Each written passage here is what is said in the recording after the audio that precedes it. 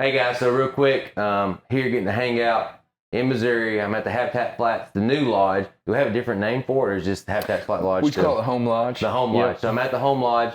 Jason Zerrer here. He invited me up for some cool stuff we're going to talk about here in a minute.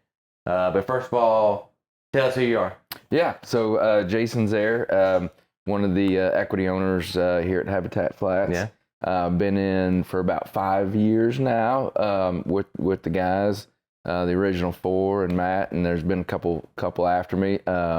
So yeah, like I said, about 5 years ago, had an opportunity to join. I've hunted here since I was like literally a kid, since I was 6 years old. I've been hunting the Swan Lake area where we are, and have known all the guys for quite a long time. So obviously, it's like when you get an opportunity, they opened it up, and you get a chance to be part of one of the best operations in the country.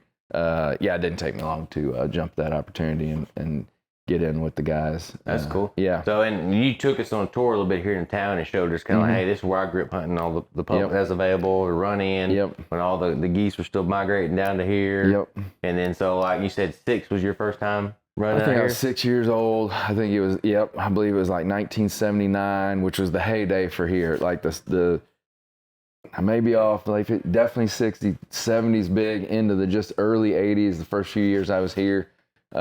Still big numbers of geese, and still like people came here to goose hunt. Yeah. Like ducks were kind of an afterthought. Like as a kid, we never took home a duck. You know, like having that newspaper wrapped processed goose coming in, and when I didn't get to go with my dad, when he would come in the back door and have that big old football newspaper wrapped, I was like, yes, you got one. Like just like getting one was the deal. It was the trophy. So I've always just been drawn right here to this area, Sheraton County. It's like stuff that happens as a kid, like it's hard to get out of your blood. So I've always just hunted in this area, whether it was public early, private late. As I got a little bit older, it's just tough to get away from Sheraton County here. There's nothing like homegrown. I know. And you may be hanging out in a little bit different place, but it's still the same flyway, still the same public land around you, still all the cool places. Same landmarks, like you said, the old bar. Yeah. People changed a little bit, but floorboard, still the old floor. It's cool.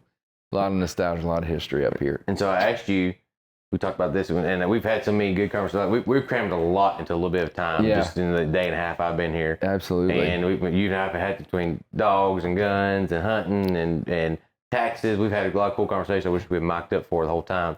But getting into talking to everybody, what you did for a living prior, how did you and Ira and Aaron meet? Where y'all come together at? Man, I think I met. So Ira and Aaron were in vet school and at Mizzou there in Columbia, which is not too far away. It's less than 2 hours, hour 45 from here. And I was in med school. And so, they hunted. We were in the same circles. They were hunting Grand Pass at the time.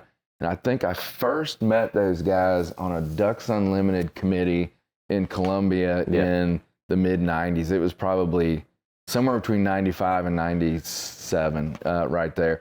So knew those guys, and, they lived outside of town and this incredible place called the Ponderosa. It was this little ranch house, and that's where I kind of started those first prototype fiberglass marsh boats. And so they were kind of legendary out there on the edge of town, and got to know them. And then of course they hunt up here too.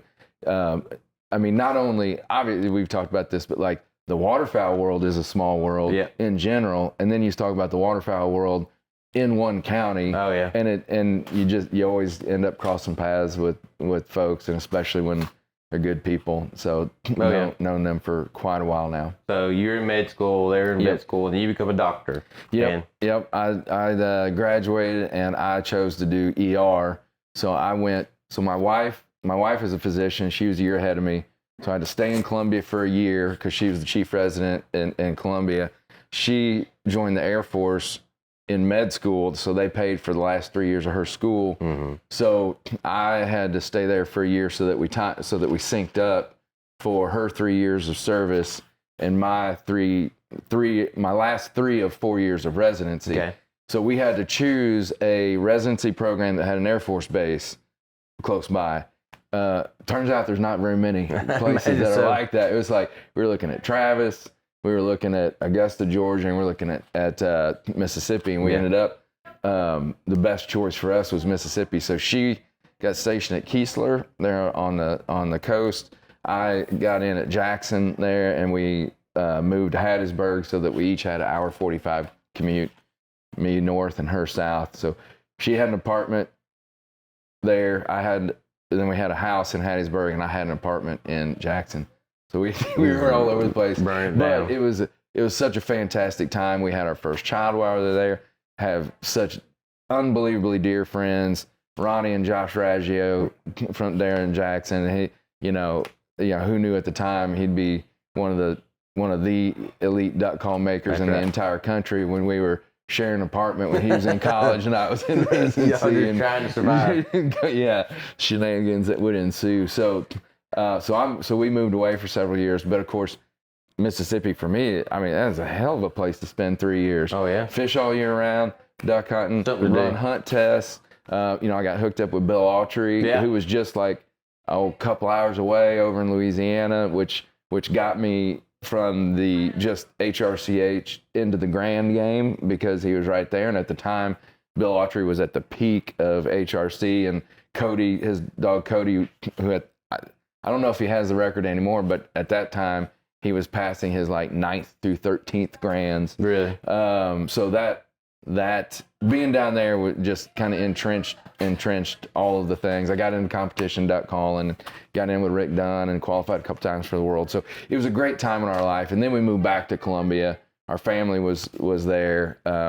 It's an awesome college town, great place to raise kids. So and big medical community. So my wife came back, took over, and ended up chief of staff at the VA hospital, and I was on faculty at the university there for several years, and then just recently, the last 5 years, got out, mostly out of medicine. COVID had a little bit to do with that, burnout in the ER. Yeah. And now work at Veterans United VA mortgage company. So y'all both have a role in the veteran community. yes, yeah, we both have a lot of interaction with the veteran community. And you're still involved in medical. I mean, just while we were hanging out last night, you were getting phone calls about, absolutely. hey, what do you think about this? Absolutely. I still get phone calls and like hey, can you call in this? I'm like, yeah, absolutely. Everybody uses their lifeline. Oh yeah, they use lifeline, and I love doing it because that's how I keep my toe in the water. I keep my license active. I keep all my CME up, stuff like that.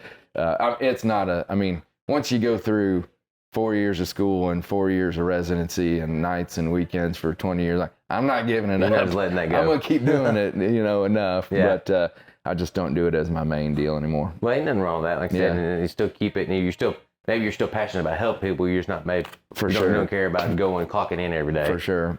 And Yep. and you said something when we was talking about the day and talking about your and your wife being a vet, and of course me being a vet and getting ready to retire. Mhm.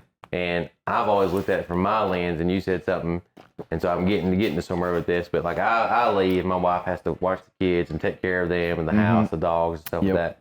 Your wife left, and you had the kids. Yep. And like a little, so first of all, mama's leaving the baby, which is a big deal. Big deal. Now, people don't realize it's like, I had to leave my 2-month-old for 14 months to come back to a 16-month-old, and that sucked. Oh gosh. But I couldn't imagine her mother having to leave and do something like that. And then me being mom and dad for that time frame and working with that, but that was the role you was in there for a while. It was. Yep. She got deployed to Kyrgyzstan, the Afghanistan theater, when our daughter was 14 months old, and she was gone for just under 6 months, right around 5. She got to come home a little bit early, I think, because she's the mom. But same thing. It's like, Tyler, there's a lot going on between 14 and 18, I don't 19 care if she had to months. leave for 30 days. When mama has to go, I know. That's a big deal. Yeah. So we pulled from everybody. We had my sister, my sister-in-law, my mom-in-law. That covered, about half of it. The other half was me and her, dropping her off with the gals at the front desk of the ER or in the office of the ER while I went to lectures, didactics, get through a day shift. The Raggio family saved our lives. Night shifts, they watched her. And I'd get, looking back on it, I don't know. I mean, it happened. I don't mind talking about it. Maybe not the safest thing in the world after night shifts to get a 2-liter of Mountain Dew and a pound of boiled peanuts, and me and her would drive back to Hattiesburg. You had to get home. Just had to get home. Yeah. But yeah, we made it. It was good. And the reason I bring that up is especially being young in the military, you would always have these events and families would come. The commanders always, the commanders wouldn't even talk to us. They talk to families like, hey, y'all are the ones that are really having to, they chose to do this. Y'all are volunteering because you love them, you support them like that, but you're sacrificing just as much.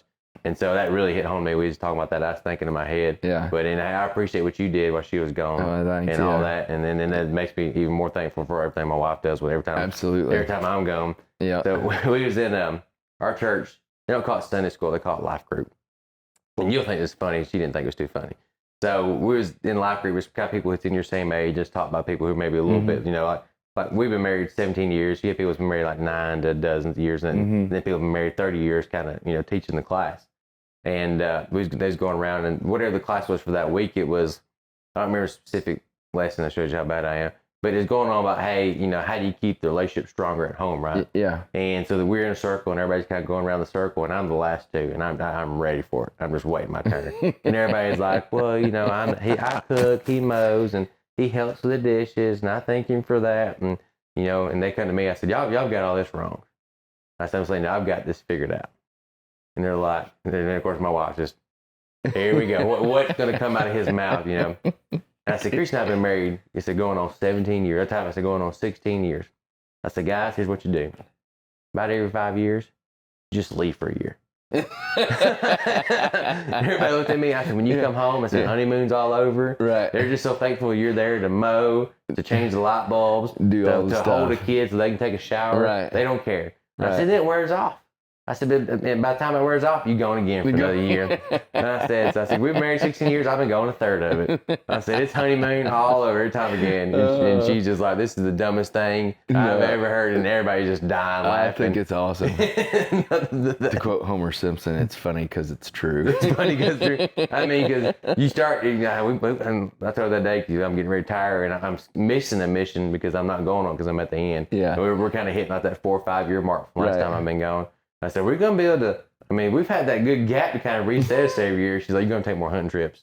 I said, that'll work out, that deal. Oh, yeah. We were talking about that. I've been there, too. When I transitioned out of the ER, like sometimes I'd work 10 days, 12 days a month, shift work, that'd be full time and do all sorts of fun stuff, go to the farm, and do whatever I want during the week and work half the weekends. Yeah. We had to figure out how to coexist on the weekends. Yeah. And I was like, once I figured out, like, oh, man, this is why everybody thinks Saturdays and Sundays are such a big deal. Yeah. Like you got to cram everything a lot of stuff in. Yeah, absolutely. So fast forward now, you've been a part of the, I never did ask you this question. How long after you become a part owner did y'all decide y'all need a new lodge? The new lodge? Yeah. Was it in the works before you got in? No. It's been the last couple of years. Okay. It's not that this was like a decision on a whim, but originally, of course, I wasn't there. This is the history as I understand it a little bit. But that the lodge next door, the original was really built for snow goose hunting. Yeah. And so it. And then things blew up and it became what it is. And so we've known for a little bit, like, hey, we're gonna need a new lodge, here eventually. And it just got to a point where it's like, hey, we think it's time for a new lodge. We need more. No matter what it is, it's like just like having a house. You can't have enough space. It's like having a house that's 15 years old. It's like can't have enough space. We need more. Hot water capacity, we got more people now, things like that. So, so we time to pull the trigger because, of course, like you're also trying to, it's got to be open. Yeah. So you got like this window to like, all right, as soon as the day snow goose season was over, boom, we'd already had the pad, but it's like, okay, go. We got to get this thing ready because come September or whatever it was, 4th, 5th, 6th this year, the opening day of teal, we need to be rolling and. Everybody did a phenomenal job getting this place built and ready, and pretty awesome. Yeah, it's real cool. And like the people see, and on the video we filmed for over here, I've got him going right now filming some key things because I didn't come here for this, but out here it's just cool that I'm one of the first few people to come in here. We hunted your private stuff, but I still got to stay here, see like the metal treatment. I didn't realize that until it tripped me out. It's so cool. and how you have everything. Of course, the staff y'all got is just great, and Yep. you know, hanging out on you, and then hanging out with the people that's been here. Y'all really built an area for people to come hunt, and then people to come socialize together and hang out in between hunting or fishing or shooting, whatever they're doing, and then just in an atmosphere that puts you in a mindset that like, hey, we've got it pretty good. Yep. You know, this is all these pictures of y'all's old dogs, the maps. Y'all talking about maybe trying to get the big map back in here. Then the artwork y'all doing and the patio outside. Yeah. Like last night we was sitting in it, and you and I both kept going, man, this breeze feels good. And then finally look up, and this big fan's running. Like, you don't even hear it. But we stayed out there till 11 o'clock and just kept all the bugs away, and it just felt good, even though it had been nearly 90 degrees that day. That's the thing. It's just about adding to that. Like last night was so fun, just hanging out, talking, and it's like the way the whole time that you've been here is gone is like blinking. It's been 4 hours. Yeah. Or it's been an hour. It's been 3 hours. It's just gone so fast because we've covered so much ground and had a good time. That's what last night was like, and that's like the point of everything is the experience, right? The overall experience is the thing that we're trying to provide for every single person that walks through here, and it's just little things like that totally enhanced my experience and our experience last night. That kind of what we're going for. This is a cool place. And it's a lot of fun. I know I've told you like a gazillion times already, but I appreciate you bringing me and letting me come hang out here with y'all. It's been good, absolutely. Dude, it's like I said, I've known Ira and I've been up here a little bit, but I've never actually come to this place and hang out. And it just with the new place, it looks great. And that's as soon as I told him, I said, I didn't even know if we'd be in here. I thought we may even be in the old lodge. I said, hey, he said he's got a bed for us. That's all I know. We got a place to sleep. So other than that, I ain't worried about it. Yeah. And then when I found out we stayed here, I was like, we're going to get some content and actually show the place while we're here. No, man. No, happy to have it. Yeah. Happy to have you. So the main reason I'm here, though, is because you and I kind of share a passion. And y'all, I'm saying y'all as owners of let's say the lodge, but the Habitat Flats business, have ventured out in the last couple of years. And y'all started the Habitat Flats Kennel. Yeah. Right? And like the month after they poured, the red buildings were up, like me and Ira did a podcast while I was still at the border. And he was kind of talking about, hey, this is what we're building right now. We're still kind of framing it and working it and trying to decide what lines we want. And he said, I got another owner that's really involved. I didn't know that was you at the time, and kind of give me like what he thought about. And, he's like, I care a lot about the hunt dog world.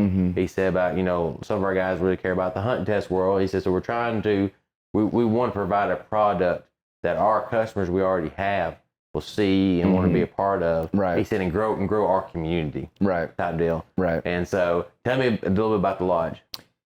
Or did I say the lodge, the kennel? I'm sorry. The kennels.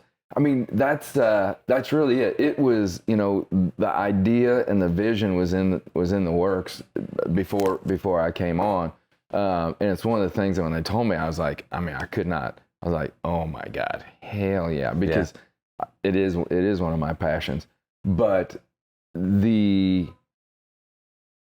what they get to see here and what we do here is pure hunting. It is like it. I mean, I think it's pretty close to the pinnacle. Yeah. Like but the hunting dog and the things that we see here, and you see dogs come in, you get travel, and so I was 100% on board. Like, absolutely, we want to produce the ultimate gun dogs. 100%. And it's like, well, what's that mean? It's like, well, it's what everybody wants. It's what what's the ultimate gun? It's the dog that's steady. It's the dog that's quiet. It's the dog that can handle. Those things are kind of givens.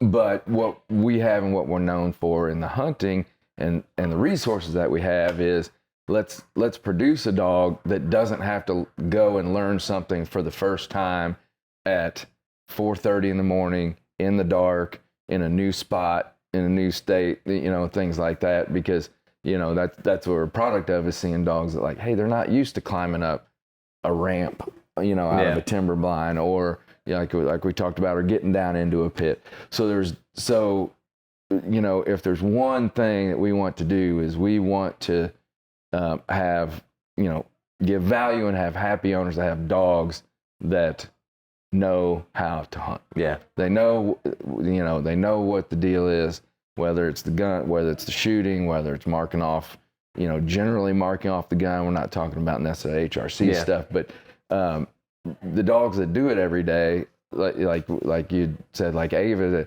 it was here. They know Splash. There's a bird over there. Yeah. Splash. There's a bird over there. I saw that one. Just kind of the savvy stuff that goes into it. Now, some of that you can't train. Some of that's just like reps and going to do. But it's getting as close as you can to that point because of the resources that we have and experience that we have. And then I came from the hunt test world. I got into the hunt test world, like you and a lot of people, because 2 months with your dog just isn't enough. Yeah. Or 3 months with your dog just isn't enough, you know? And I'm a guy who's always had a job. So yeah, I hunt a lot, but I don't get to hunt. You know, I'm not hunting 100 days a year. Yeah. And so the dog's not getting that. So training, testing, I just, got addicted to that thing. And of course, from a business standpoint, that covers your bases, because you do have people that they get competitive or they want to see what their dog can do.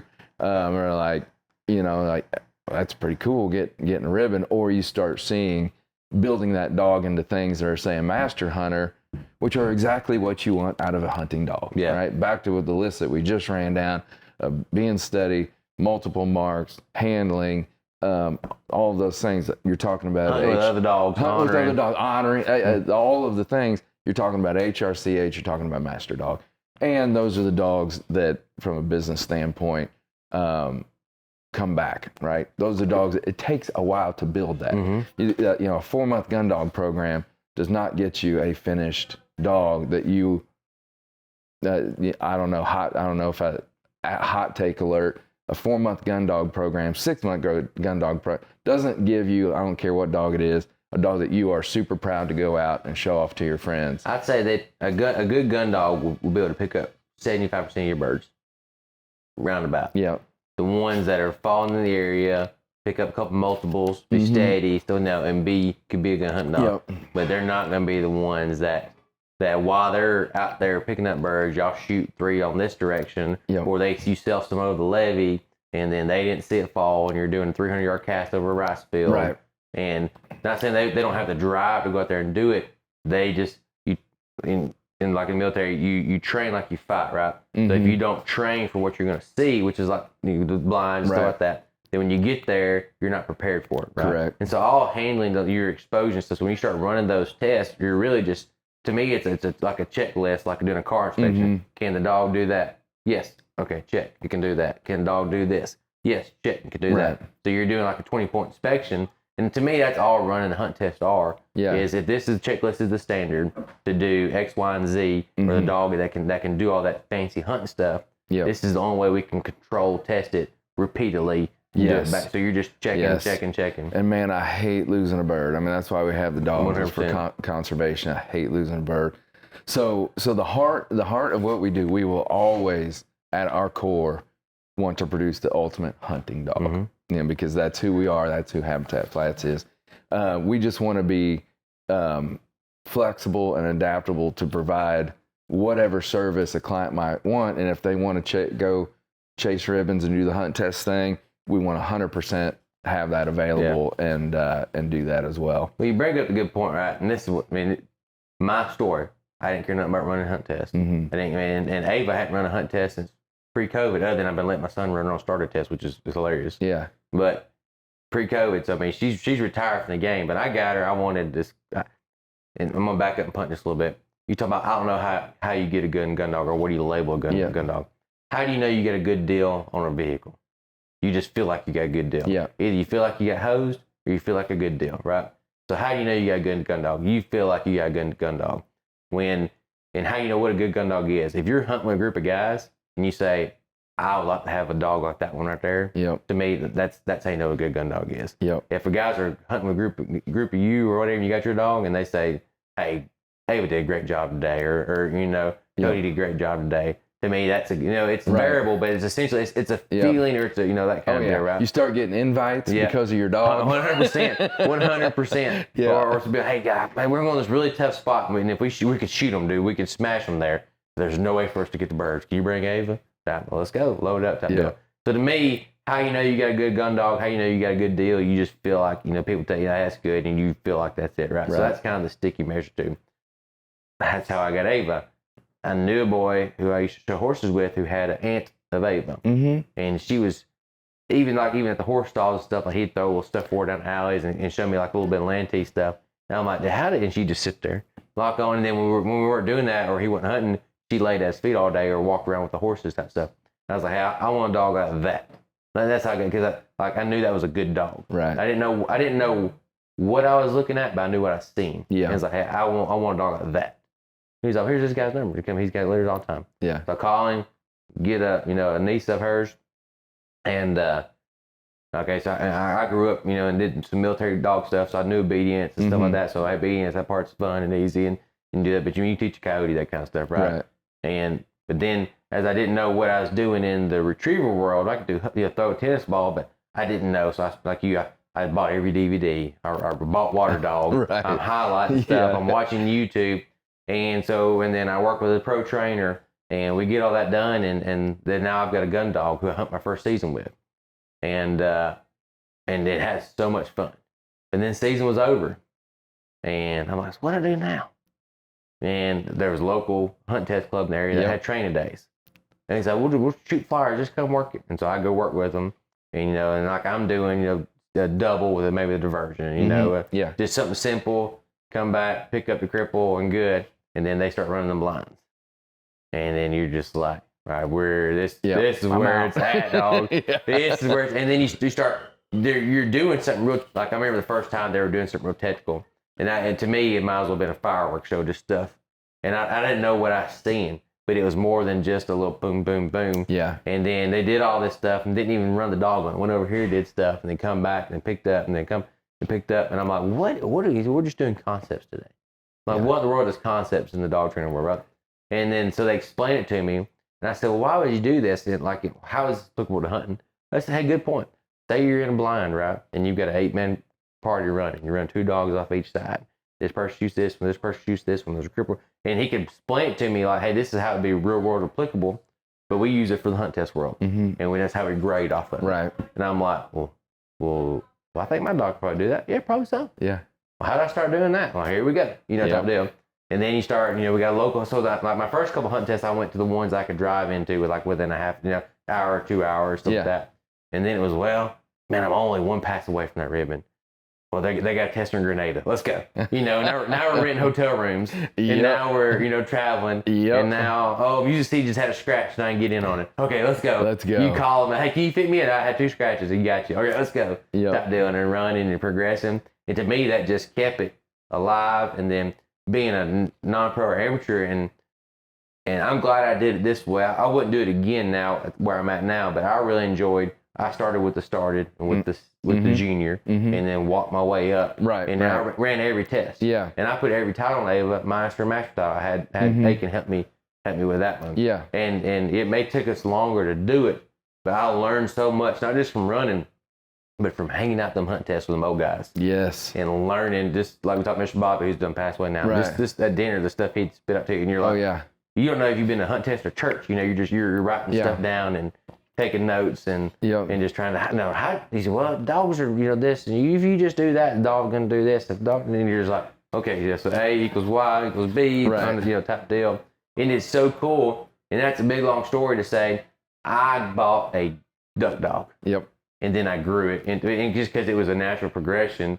And if your dog has any kind of, and I'm not saying mine's talented, but if your dog has any little bit of skill or any little ability and can do that, then it's almost like you're doing that dog an injustice. Just see how far it can go. Right. Right. Like your kids playing travel ball, maybe they get picked up for All-Stars. You're like, well, I don't want my summers to be ruined.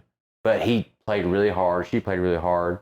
Let's let them try, type deal. And then somebody wants them to play fall ball. You're like, oh, Lord, here we go, type deal. Yeah. But if they're progressing and they enjoy it, that's the part. You're not forcing them to do it and they enjoy it. Why not just let them keep going? Absolutely.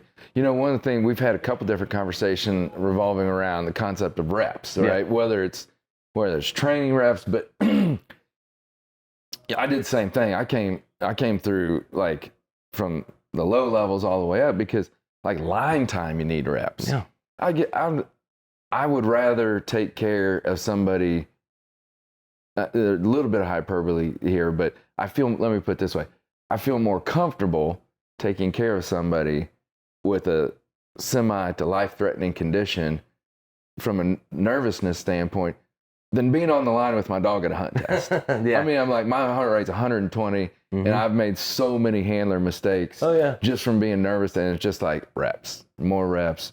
And then those reps go into you and your dog's relationship. And then even when it's not hunting season, not hunt test season, it's just a better bond. I mean, it's just time together, you and the dog, especially working together like the stuff that you do in the hunt test. So, you know, and the trust that it takes for a dog to really handle and not be weird about it. So I don't know, like you were talking, I was like, there's another deal where it's like, yep, reps is what you need.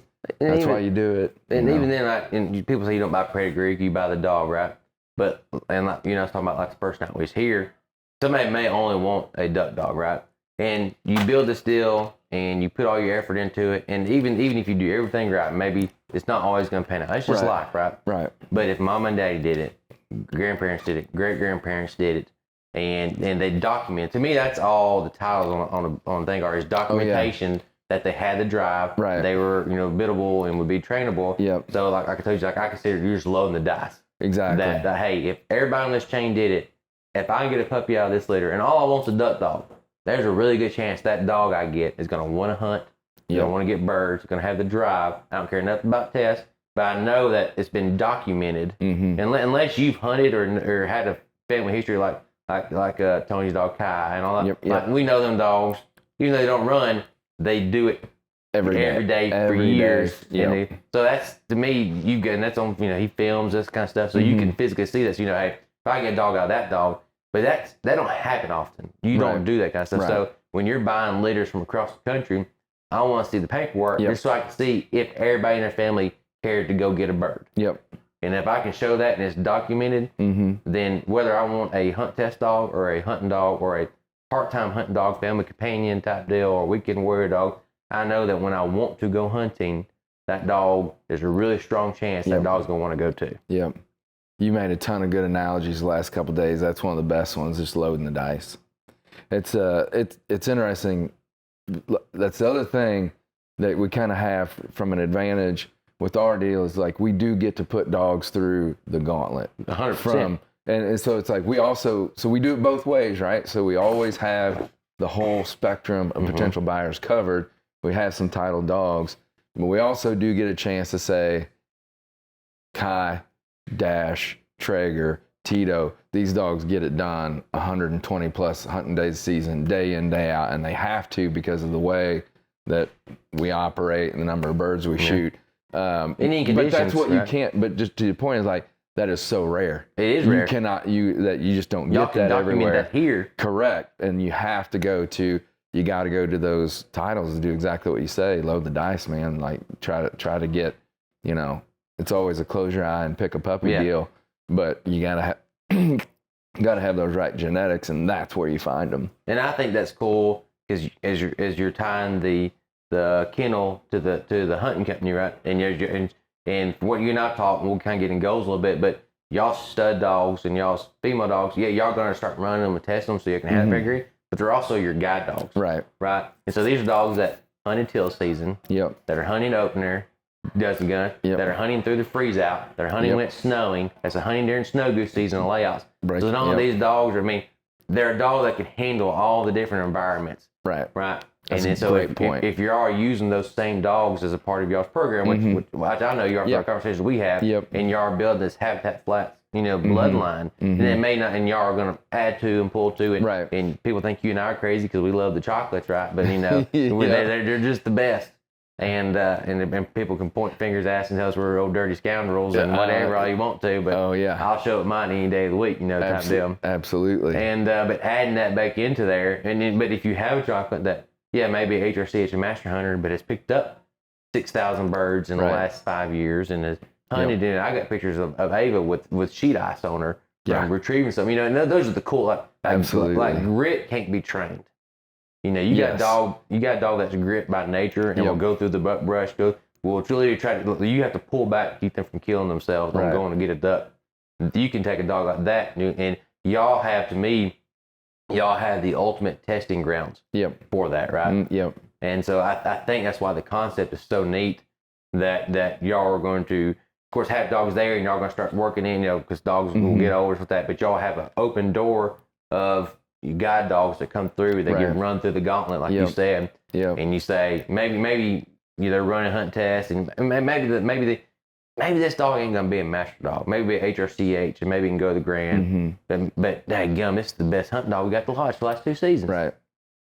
What's wrong with that? And so you can have that conversation with customers. But hey, no, he's not a Grand Hunting Retriever champion, but he's the #1 dog at the Habitat Flats Lodge. Right. When it comes to picking up birds. We had a bunch of eyeballs see it. And 100%. Yeah. And so I think that's why the concept of y'all having both is such a great thing. Yep. And it was a meme. It was one of those funny things, but they were picking fun at the military, and they was talking about you never get to do your job, right? In theory, because in the military, like originally I spent most of my time in the infantry.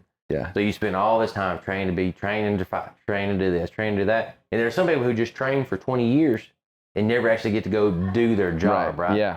So what'd you do in the military? Well, I'm an infantry guy. Well, that's great. What'd you do? Well, I trained to be an infantry guy for tactics and so. Would you ever go? No, I didn't get to go nowhere. Right. So you never really got to do your job. Right. Well, no, I didn't get to do my job, right?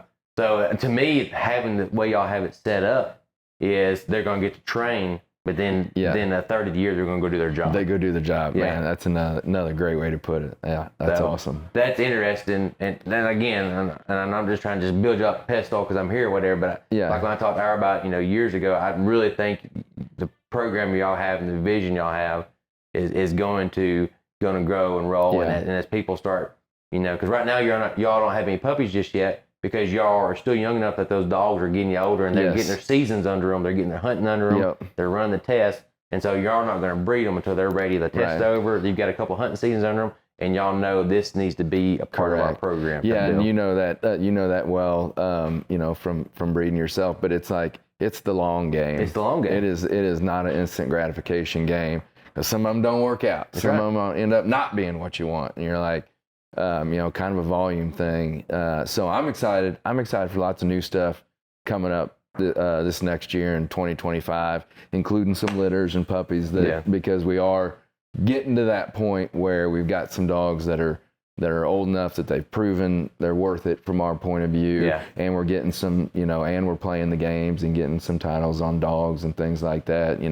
Tito only needs, I think, 2 or 3 more passes for his master title, and Rue and Tito are hopefully going to be running the Grand here coming up in St. Louis. So we're getting there. Yeah. But it is a crawl, walk, run deal. 100%. It is for sure. But you're also linked doing it the way you are doing it, and that's why if you say, well, he's 4 and he's going to master title right now, but they don't. Like another thing that is, when I was getting, for example, if somebody asks that with a dog, yes, but he gets pulled out of training 5 months out of the year to run, to work.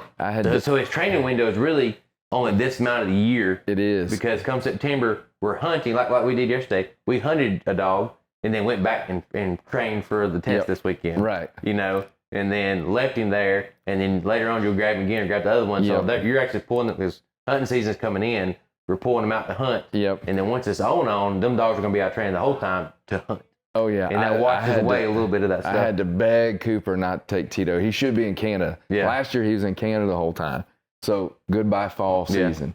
And then which is when everybody wants to hunt because of the weather. And that's what they're for. And it's okay, right? It's like we will get it eventually, but it takes longer than normal because they need to do what they're here to do. And that is go to Canada and spring snow goose season, March, April. Yeah. That's when everything gets rolling, right? So but that's just why sometimes it's not the instant gratification game because they do need to clock in and get their stuff done. Well, Ava was 4 going on 5 before she got a master title. Yep. And you think, oh, she must have failed a lot. No, in all of her titles, she failed 1 test, right? Yeah. And that was my fault.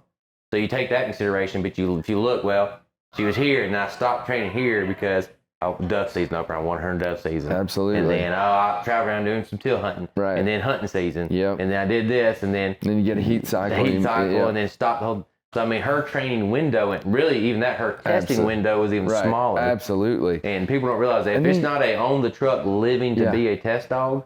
Right. And then these days you get one you can go to but you didn't get entered in the first 3 minutes. Great point. And you're like, no. Last night we had an alarm on your phone last night. Yeah. So you could get a dog in. Like we stopped no conversation. Yeah. I was like, hang on, guys. I cannot help with that table for about another 60 seconds. Yeah. I'm like, hang on. I got to get in this. Which brings up to another point, because what y'all got right now, and I know y'all talking about even keeping expanding in the future, but y'all sitting on 220 acres of different stuff there, right? Right. And so y'all are not just, hey, this is our little hole, nobody can come in. Right. Like there's guys there training right now from Action Nationals in the Grand this whole week, and they're setting up. Y'all run several SRS. I don't think y'all going to become one of the premier, spring SRS properties. Yeah, I hope so. There is.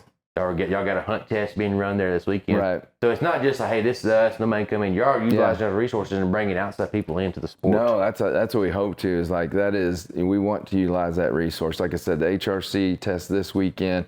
I can't wait for the next SRS. We're gonna blow that out, big deal, and have a big party here at the lodge. Hopefully, I think if things go right next year, we'll hopefully have somewhere between 3 and 6 master tests. And have junior, senior, like just have tests, right? Like just provide opportunities for people that want to come run the dog, because that's more opportunities is better. Yeah. Like it's so popular right now. It's so hard to get into a lot of these tests. Just more opportunities is better. And, have people come in and use the grounds. Like I said, we got a couple of great trainers getting ready for Master National. We're going to have people here to train before the Grand. People will come in and train before the Derby National, because it's just down the road in Sedalia. So it's just a great spot. We're pretty proud of it. Our standard is really high. So we're always like, there's no resting on laurels. Yeah. So there's always improvements that can be made. It'd be nice to get like one more real nice piece of water kind of over on the east side, because then we could expand. We could run 2 flights of finish. Yeah. We could do 100 dog master kind of thing. So we're looking at even some more improvements, but we are awful proud of it. Yeah. Yeah. I mean, like I said, it's just a huge resource. And y'all even when the training's slow, y'all even do some upland hunts up there. Right. Yep. And some of these customers go over and hunt. Some of these guys last night, they hunted. They shot their 4-man limited teal. Yeah. Strapped them out. Come back. We hung out. We did dinner together. Yeah. And then, hey, we want to go fishing. Yeah. And so they went over there and went fishing. Caught a bunch of bass. But yeah, a bunch of owners shot. We shoot dove there. We open the dove season there. They'll put a 5-stand up. We got 5-stand. Yeah. We do tower shoots. I think we did maybe half a dozen tower shoots last year, and I think we'll do more this year. Yeah. Those things are so good. They're so fun. First of all, there's birds going everywhere, but they're so good for the dogs that we have in the 100%. Kennel, because you need so many dogs. We'll go grab client dogs and run. Trainers will run them. It's free exposure, and it's so beneficial. Your birds are coming out. It's live action. It's not hunting, but dang, it's not too far off. Yeah. And then, of course, we also do upland, kind of the kick and shoot thing, which I don't know, man. I love it. I'm kind of I know it's not the real deal, but God, it's pretty dang fun. Well, I mean, shooting skeet's not the real deal either, but I still go pay to do it, because anytime outside shooting, doing fun. Yeah. I mean, bring your dog with you, and that's essentially skeet shooting with a real bird and a dog. Right. And I would do it all day, every day if it's an opportunity. And I've said it before, like the different field trials, hunt tests. Dogs don't know the difference. They don't care. 100%. They just love it.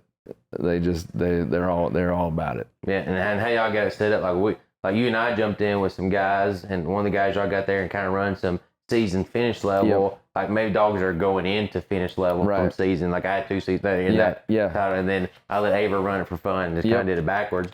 And at the same time, not far behind some of the other end of the property, you've got 3 pro trainers, 2 amateur trainers here for Grand, and we were just on a corner of the property. Right. And and you had your guys, cutting for the test the other side. Yep. And when you see it in the layout and the drone stuff we was doing, I mean, it looks great. Mm-hmm. The building job done, because those are heaters up in the top one that I could see. Yeah. Yes, I mean, they're going to stay warm during the winter time, that kind of stuff. And it's just a cool facility. And as soon as you pull in, I think y'all are managing your resources very well. And I know y'all are not, y'all are not pushing like, hey, this has got to be this today. Mm-hmm. Y'all are like, hey, we want this to turn in. Like, so we're gonna ease. We're gonna keep easing, keeping growing. This is our goal, right? Right. And to me, that's so cool. Yep. Well, thank you. It's we're pretty excited for the year coming up. Yeah, and just like I said, just being a dog guy, I mean, I've been trying around and filming different kennels with that, but as y'all are doing this, and we even talked about, coming back maybe next year and doing some real like one-on-one with the trainers, doing stuff. Hey, let's really focus and teach something, and what some of our training plans are going to be. Because right now I want to encompass the idea of it in once right now. So absolutely, we'll come back. We'll do like some interviews with them and do that kind of stuff. Oh yeah, but, can't wait. Looking forward to it. But just the size of it and what y'all do, I think y'all are really, I don't like to say untapped resource because you are being utilized, but I think the way y'all are rolling it out and people are easing income, I think y'all are just going to keep growing, especially with the test, SRS, stuff like that.